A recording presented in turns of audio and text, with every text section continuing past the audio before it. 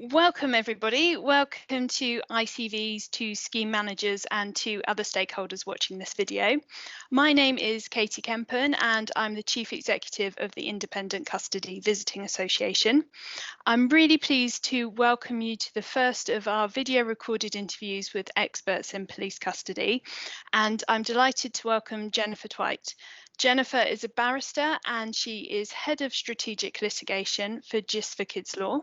You may also recognise her from ICV scheme conferences that she's attended and also from the National Custody Forum where she came and presented her work.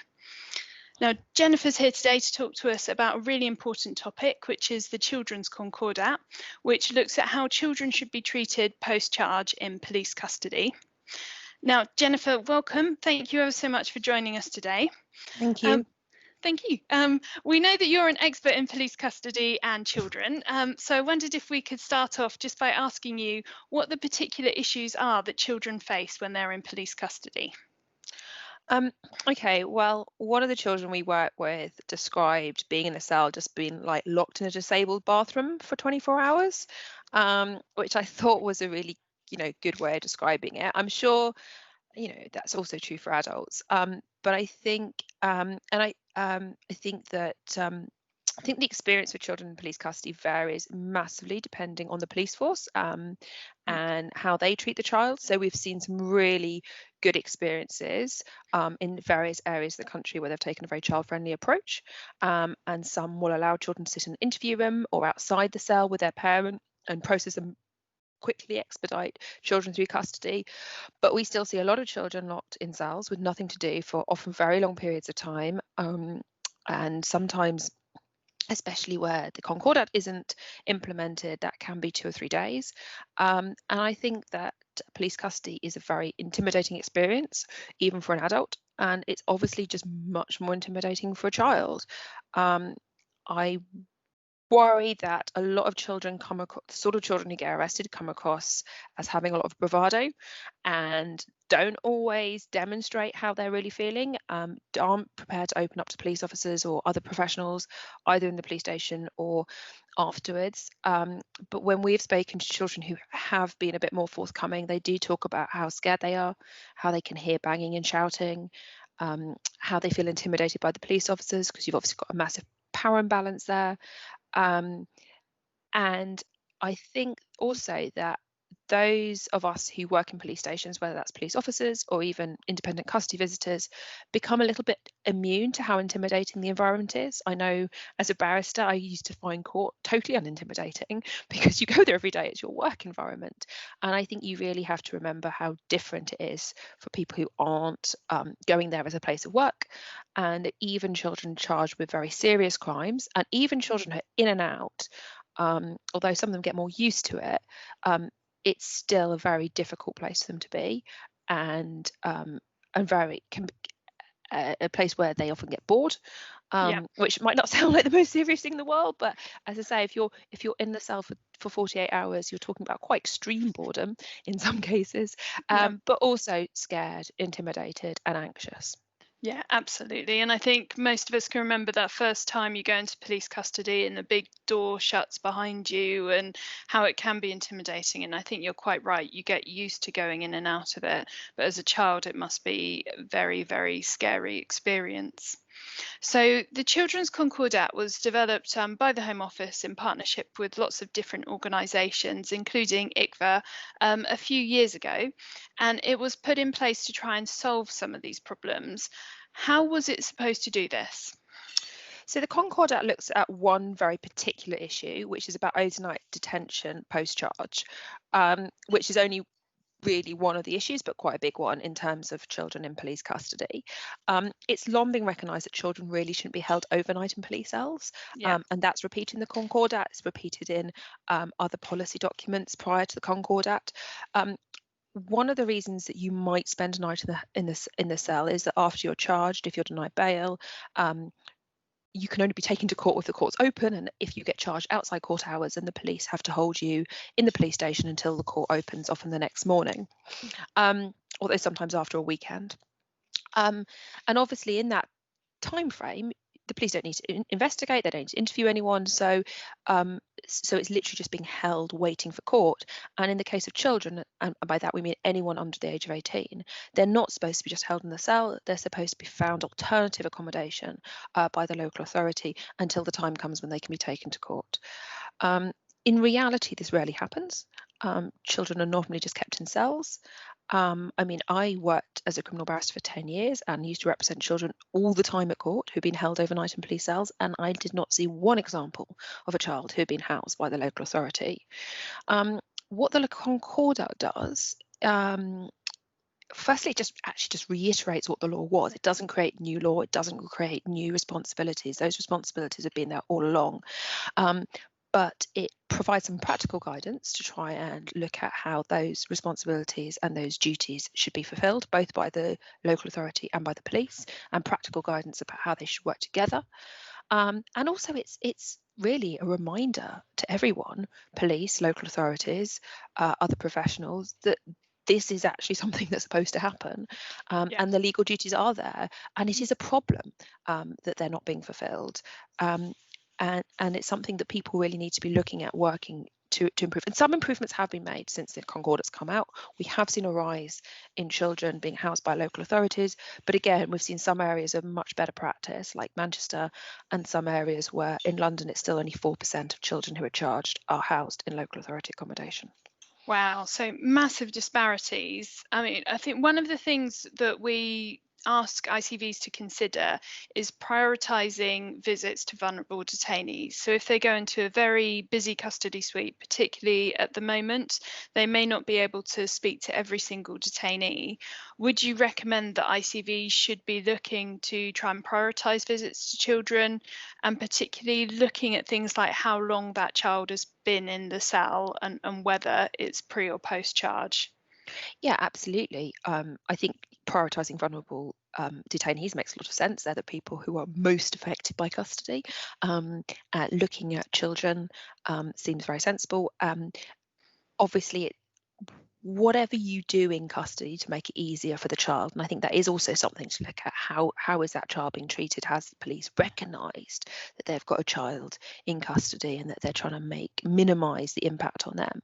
But obviously, whatever you do to minimise the impact, it's not going to be a productive experience for them to be there, and the shorter time they spend there, the better. And so looking at timing is really important. Are the police expediting the child? Obviously, there are going to be situations where they do need to spend some time there.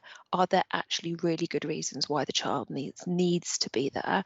And I actually think that from an independent custody officer's point of view, they really should be looking at that pre and post charge. If they're post charge, it's an easier question. They should not be there. The local authority should have housed them. Why hasn't that happened?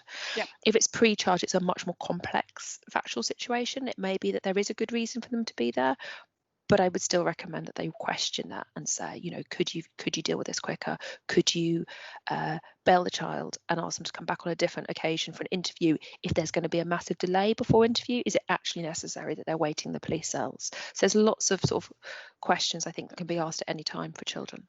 Yeah, and we have, I'm sure you've seen like quite a lot of different ideas to help people feel reassured and calmer when they're in the custody suite. So some areas have distraction items, have footballs to play with, or magazines to read. And I'm sure our ICVs have seen lots of different examples. Sometimes I have been in a suite where a child's come in, sat in an interview room with their appropriate adult who was there right away, had the interview and left again. And that's a very different experience to coming in, waiting for 6 or 7 hours before you've even had your interview.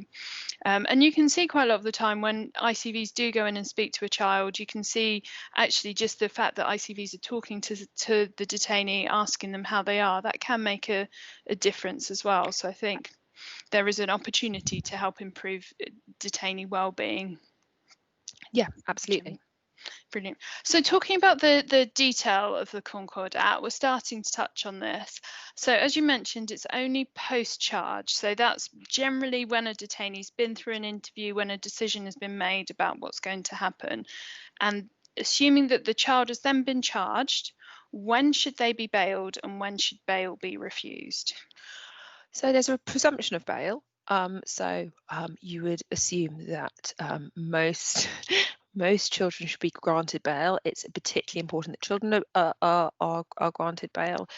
It's dealt with. It's touched upon in the Concordat. It doesn't go through all the different reasons for denying bail, and I wasn't necessarily going to go through them now because obviously there's quite a few of them. But it's things like, will they fail to surrender to court? But the presumption there is for them to get bail. Um, so even if there were so even when charged with offence, that's what you would expect. One of the problems actually we see with bail decisions is often again about accommodation. So for example, parents decide that she doesn't want, they don't want the child back because of the offence, or maybe the police have decided that the parents aren't suitable, the home address isn't important. So one of the things that we've also been doing when working with local authorities about getting more accommodation under the Section 38 thing is also to get them to help provide things like bail addresses.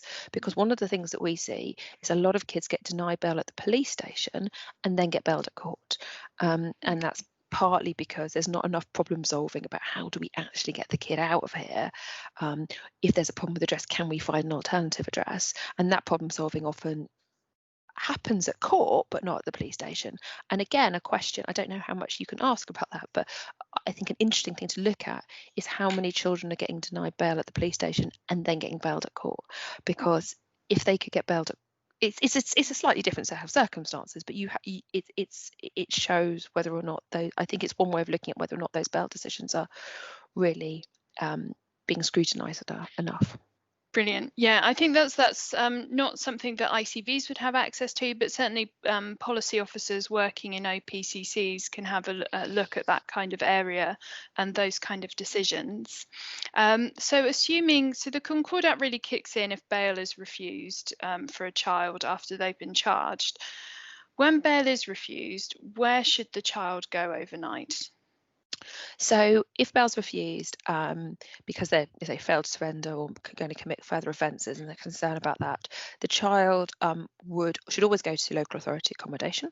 Mm-hmm. There is an issue about secure and non-secure, and Yes, often there isn't secure accommodation is the reality of it. So yeah. where the police are asking for secure accommodation, it is more complicated, and those are situations where you are in reality at the moment going to see children in the police cells overnight. Where they're asking for non-secure accommodation, there's absolutely no reason that the local authority has an absolute duty to provide accommodation. So Right. there is a total breach of the law, there's a breach of the local authority's statutory duties Right. if they fail to provide accommodation. And what that accommodation means is up to the local authority. So it is just like if they find a small child on the street at 10 o'clock, the local authority will put them somewhere. Yeah. And it is exactly the same duty. Well, it's a different section, but it is the same type of duty that the local authority have if the police call. They have to provide them with some accommodation. And that might mean that the local authority send them back to their family or their parents. If the local authority consider that appropriate, it might mean they can send them to foster carers.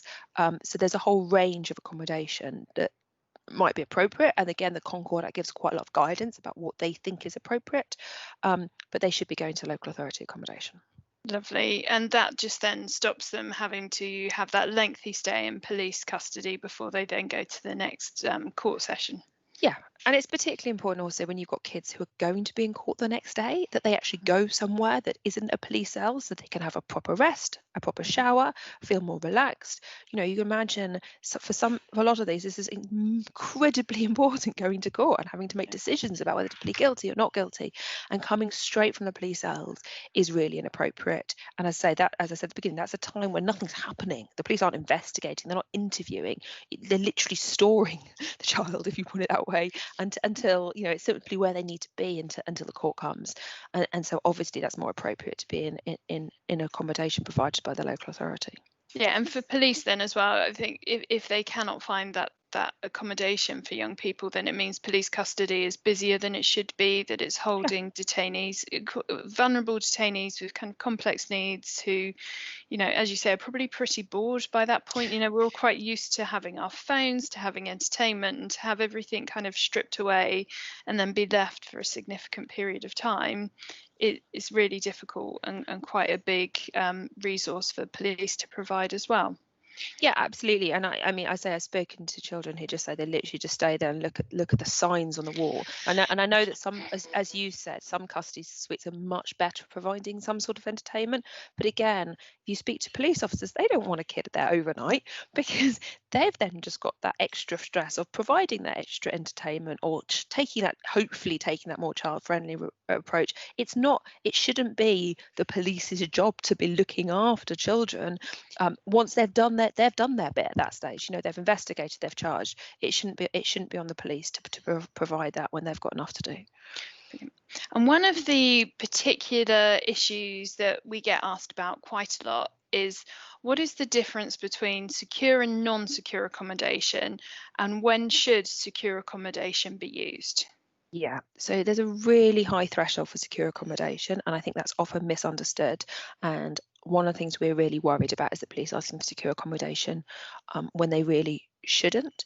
Yeah. So the y- the secure accommodation should only be asked for when there's a risk that the child will cause serious harm.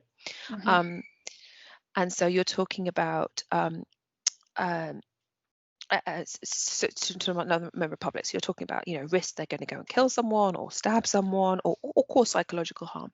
But is there really a risk that the child's going to cause serious harm if they are not provided with secure accommodation? So do we need to actually literally lock the child up in order to prevent them going and causing serious harm? And if you also think about it, you're talking about one night. So if that's the time that you're looking at that risk. So it's not like, will this child at some point commit a serious offence? It's, if I send this child to local authority accommodation now at 7 p.m. for them to go back to be taken to court tomorrow morning, is there a real concern that in that time, if they're not locked up, they will go out and stab someone? And there might be situations when there is that risk because of the nature of the offence they've been arrested for. You actually worry that they're in the middle of some gang warfare and something actually is going to happen that night and you're really worried about it. There are going to be those cases, but it is that higher threshold. And I've seen police ask for secure accommodation for a kid who was arrested for shoplifting. Mm. um, and that was because they were concerned because he kept running away from home. So it wasn't like it came from nowhere, but it was a total misunderstanding of the rules.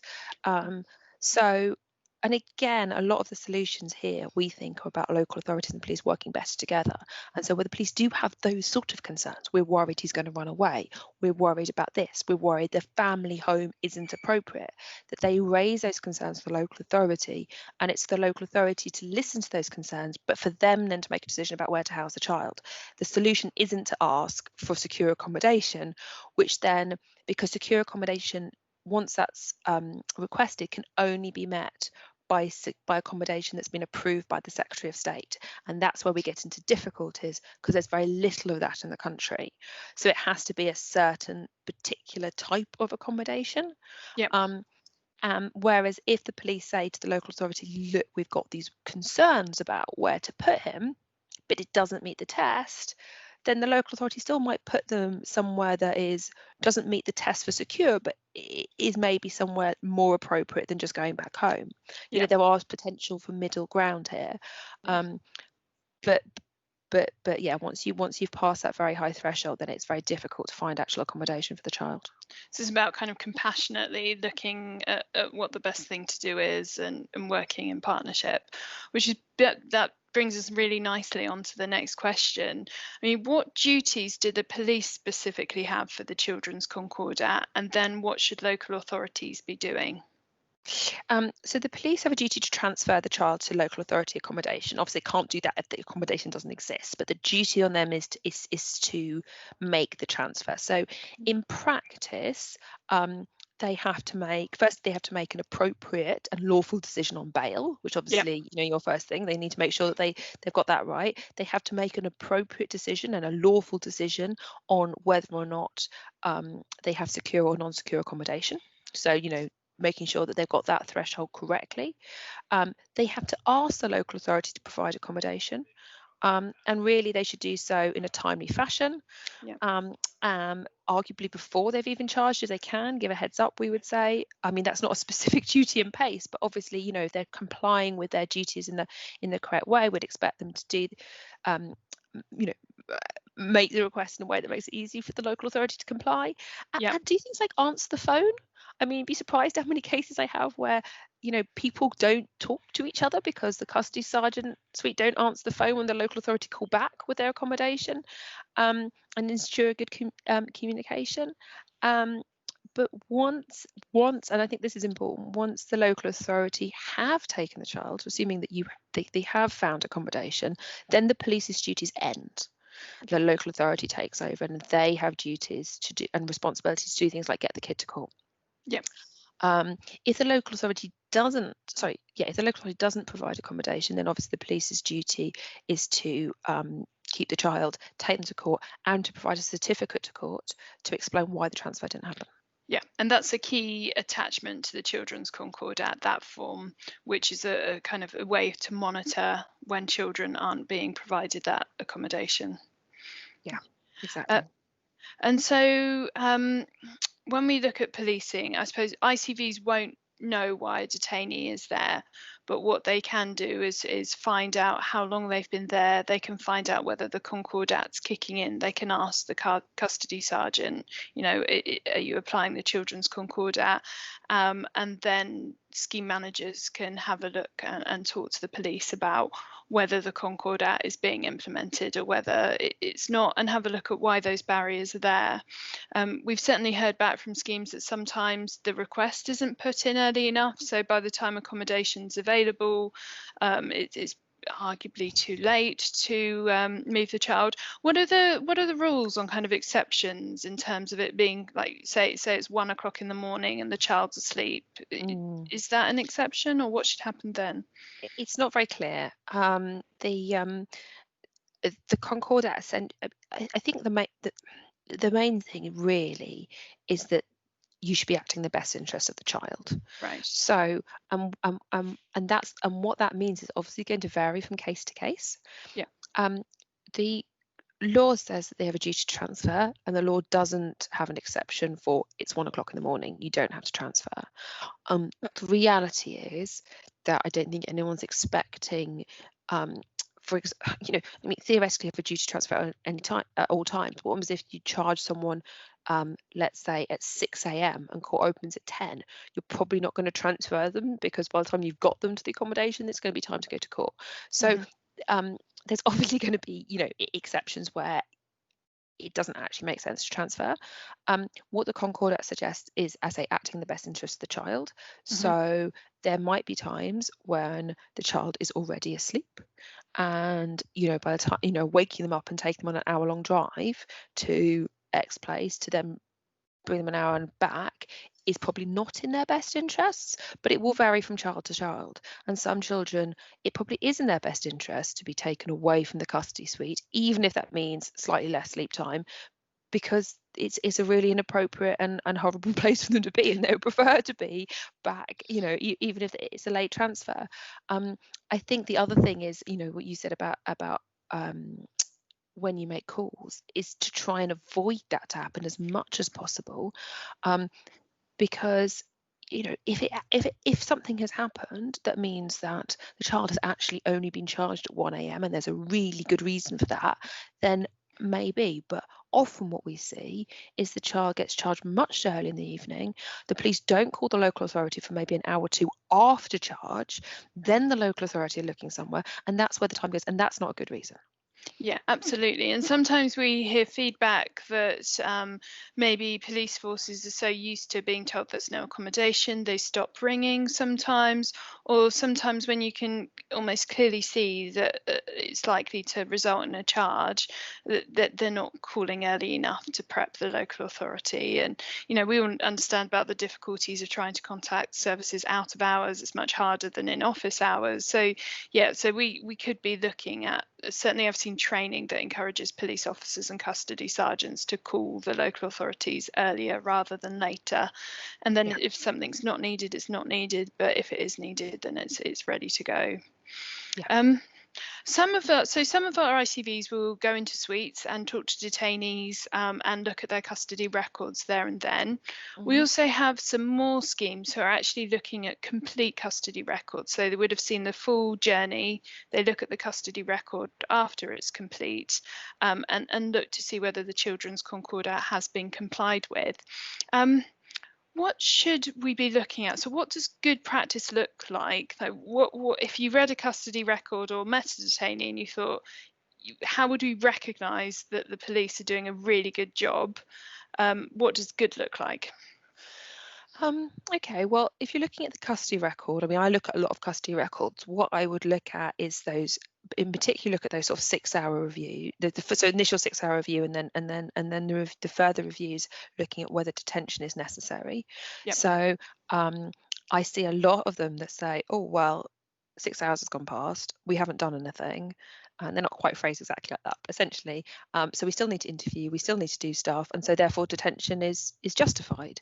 And what I would really like to see is more, well, wait a minute, why have you done nothing in the 6 hours? When is it likely that you're going to be in a position to interview or whatever? Does the child actually need to be in the police station while they're waiting for you to get all this stuff ready? Mm, So I would be looking at the overall length of time the child's in the custody mhm, suite. Firstly, that's a very easy thing to look at. And if it's a very short period of time, well, that's good practice. We're happy, that's easy. If it's a longer period of time, has someone recognized that? And is there a good reason for it? And is it that they just haven't got round to interviewing the child? mm, Um, because they're busy doing other things. And like at the end of the day, I'm not trying to be unfair on police. Obviously, sometimes emergency call comes out and they can't interview the child, and they can't, or they're doing investigations to do with the offence. It's not appropriate to interview them until that's sorted out, or they're waiting for an appropriate adult. There are all sorts of delays that happen.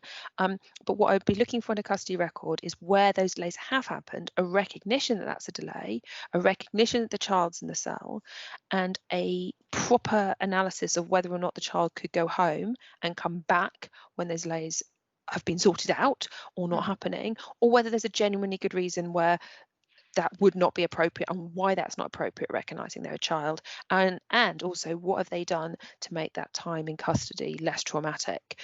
Is the child sitting in the cell with nothing to do, or are they actually in their interview room with an appropriate adult, yeah. with something to read, for example? So it's that sort of analysis that I often see is missing, that I think is what good practice looks like. That's actually not so much about the Concordat, that's about getting children through custody quickly. In terms of the Concordat, it is about phone calls to the local authority, Mhm, thinking again, early in the process, are we likely to charge? Have we told, does the local, because also, if you look at the Concordat and some of the local protocols, the local authority are told that they are supposed to, for example, check the welfare of the child.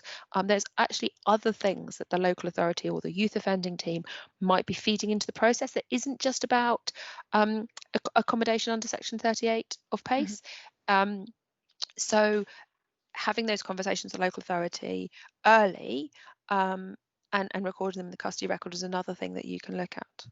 Brilliant, thank you. So it's all about recognising the overall vulnerability of the detainee and making sure that things are happening quickly, appropriately. We're looking at the whole system with the local authority as well, and doing what we can to make things less traumatic for the detainee. And I think we have seen some really good practice. Sergeants explaining exactly what's happening, explaining it to the appropriate adult as well, letting the AA, letting somebody's grandma come and sit in the cell with them, everybody has a cup of tea, they're being kept informed about what's happening with the interview when it's likely to take place, you do see some brilliant practice sometimes taking place. And I think that that's what we all should be aspiring to, is that really good practice. Absolutely. And I know I've sometimes given talks to police officers, and I remember one coming up to me and sort of being really shocked at why I was painting such a bleak picture, because and I felt really guilty for not because I have seen, as you said, and I've read reports about areas of very good practice, where for example they use the 6-hour review as a all the children need to be out within 6 hours. This is Yeah. what we expect. So there are areas of good practice, and I also want to recognise that these things aren't always possible in every single case, but it's about justifying why not, Yeah. and having those higher aims and those higher standards. Yeah. So yeah. Brilliant. Thank you. So I've got one more big question before we move on to the kind of quicker fire questions. I know that Just for Kids Law have been doing an awful lot of work recently on making sure the Children's Concordat is being upheld. Could you tell us a little bit about that, please? Yeah, so we've done a variety of different things. One of the things we've done is we took some court cases against local authorities where we felt that they weren't complying with their duties, and those have been about both secure accommodation and non-secure accommodation.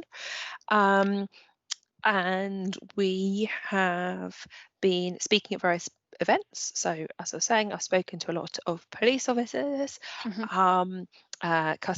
independent custody visitors, local authorities. We are doing training now with one local authority and trying to focus a lot on communication between them and the police and their Mm-hmm. local police about how local practices can be better.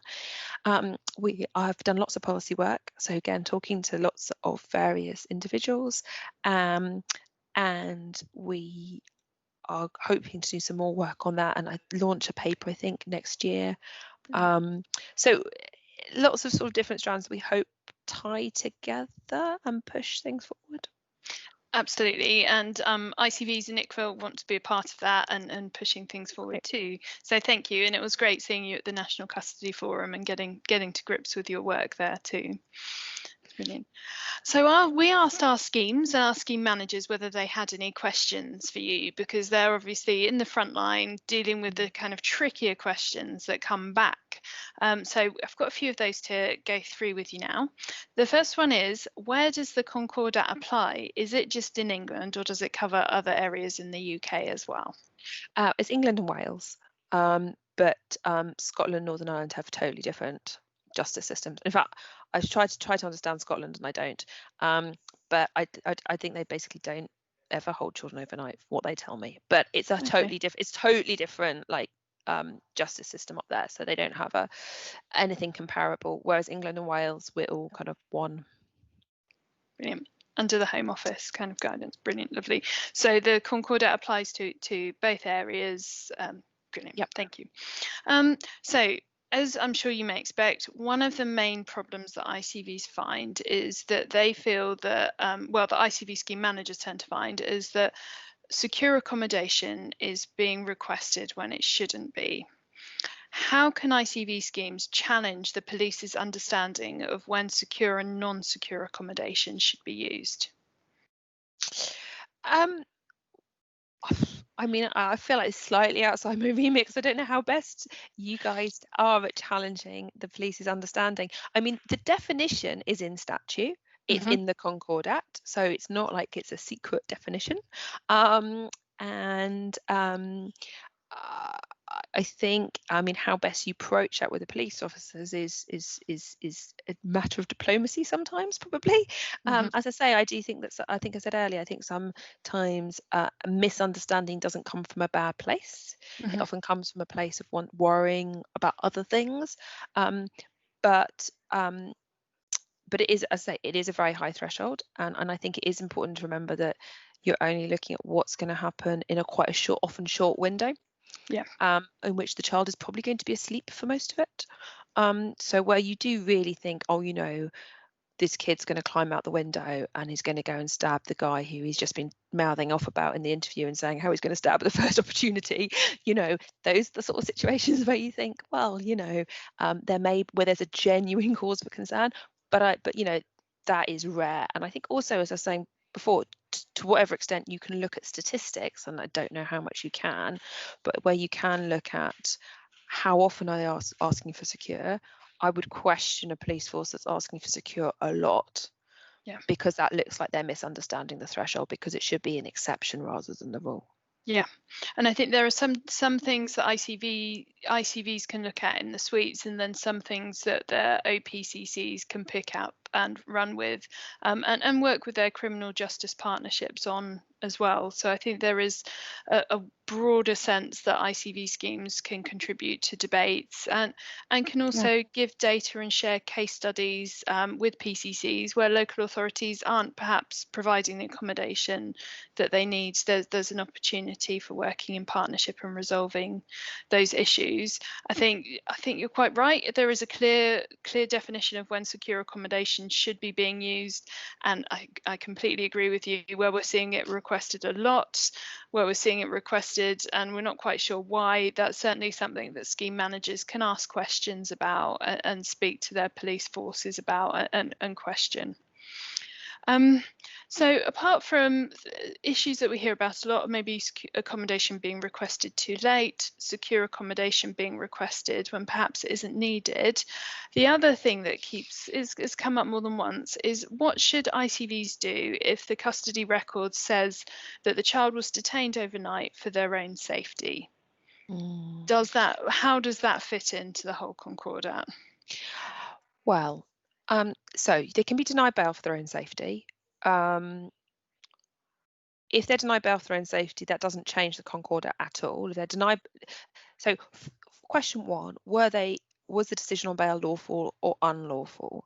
I would argue that it should be a rare occurrence where bail is denied for someone's own safety, because that's not necessarily an appropriate way of dealing with those situations. And again, I worry that that's something that happens probably quite a lot at the police station, a lot less at court. And so I would certainly suggest it's going to be a very rare and exceptional case where you think that's the appropriate way of dealing with a safeguarding concern, because as we've been saying throughout, this is not an appropriate place to keep children. It's not a particularly safe place for their mental health to keep children. And it's only for one night. So if you're really, if there really is a problem with their safety, it doesn't feel like it's a very long-term solution. Obviously the court can then deny bail for safety concerns as well. So if it really is those exceptional circumstances, it does happen. Once they're denied bail, then it doesn't make any difference why they've been denied bail. They're still supposed to be transferred to local authority accommodation. Mm-hmm. And so you'd still expect them to be transferred there and not kept in the cell. Yeah. So if the custody record says the child is detained overnight in the police cell for their own safety, that is not complying with the Concordat. That's not complying with legislation. Brilliant. And then that should be challenged by the scheme manager on those grounds. So I think that covers that question off. Then a huge problem that we tend to find is that police will come back and say the local authority doesn't have any secure accommodation. What can be done? What could we do in that situation? I mean, your remedy is to talk to the local authority. So there is a huge lack of secure accommodation across the country. Mm-hmm. So again, it varies massively from place to place, because some local authorities are right next to a secure children's home and therefore do have it, and then places, for example, like London where I work, there's no secure children's homes anywhere near London. Yes. So I think there are two solutions to it. One, as I say, is to try and talk to the police more about requesting it less. And again, I say that is about trust between the police and the local authority, that the local authority will provide appropriate places to go, even if they are not secure in the meaning the regulations, but they are appropriate to meet the concerns of the police. And I think that is really, and again, I think something's been done like that in Manchester, where they've got a bed which isn't secure within the meaning of the regulations, but it's still more secure in sort of layman's language than perhaps sending a child back to their house. So it's a good sort of middle ground. Mhm. Um, so, but really the question is to local authority, what are they doing about it? Are they, for example, working with other local authorities to try and commission more secure accommodation? Mhm. Um, are they trying to find more appropriate middle ground type accommodation? But they really should be doing something. And I know local authorities don't have a lot of money at the moment, but there are ways they can apply for money to central government. So it's a question of saying to the local authority, this is a problem. It's a long-term problem. It's not something you can solve overnight. But what are you doing to working towards solving it? Yeah. And am I right in thinking that the police can actually recharge the local authority for the cost of holding the Yes. detainee if they wanted to? So I'm not really aware of instances where that's happened, but it's a possibility. It's mentioned in the Concordat, and I think, and it's in legislation, so it's always been true, but it's one of those things that I think a lot of police haven't chosen to take up. I Mhm. know that there's been an increased interest in it, I think because it was flagged in the Concordat. Mhm. I'm pretty sure I have heard police officers tell me that they are doing it, so I think it is Okay. happening in some areas of the country, um, where they're successfully charging local authorities for it. I'm pretty sure the London Protocol suggests that they're going to start doing it, but I'm not sure they actually have. There's a big Right. question over how much they can charge and how that's calculated. Mhm. But yeah, police forces are perfectly entitled to charge the local authority if they fail to provide the accommodation. Brilliant. Thank you. And so, kind of moving on to wrap up now, I've got one final question. If there is one thing that ICFA and ICVs could do to help try and make a difference with the Children's Concordat, what do you think that should be? Um, I think it's just a question of asking lots of questions about children. I feel that a lot of what we're trying to solve is a change in culture. There are situations where money helps, as always, sadly. Hmm. It costs money to have a secure accommodation, for example, although it also costs money to run a custody suite. So, you might think that, but actually, the biggest change, I think, is about changing culture in both local authorities and particularly in police staff. And I think the best way that you guys can really push for that is to ask questions and to show that this is a concern. So as you've said, when you go in asking to see the children who are detained, asking about how they're treated differently, showing that you expect for them to be treated differently, Yeah. that asking, are they being expedited? Are they, what are you doing differently from the adult detainees? I think that helps change culture and it helps change perceptions because it forces the people you're talking to um, to to think about the answer is to think about that. I think I think especially for the kids that get arrested, there's a huge problem of them not being seen as children.